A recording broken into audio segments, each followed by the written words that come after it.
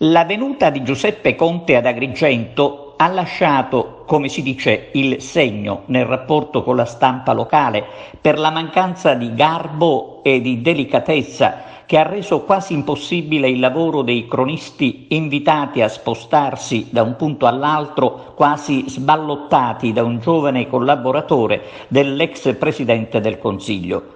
L'arrivo del leader del Movimento 5 Stelle a Porta di Ponte sabato pomeriggio ha creato un grande imbarazzo tra gli operatori delle TV locali e dei giornalisti presenti, giunti anche da fuori provincia, ai quali è stato impedito di avvicinare Giuseppe Conte, intervistato invece quasi in esclusiva dall'emittente La Sette.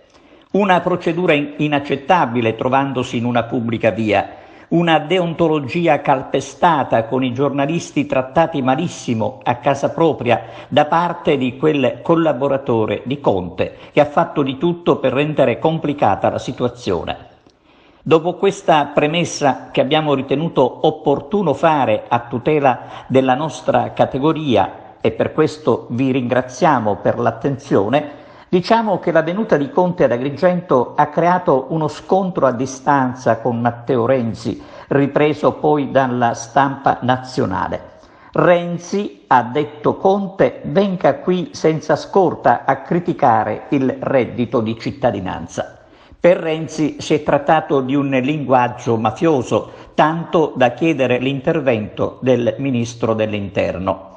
I toni della campagna elettorale, come si vede, sono abbastanza alti quando mancano pochi giorni al voto.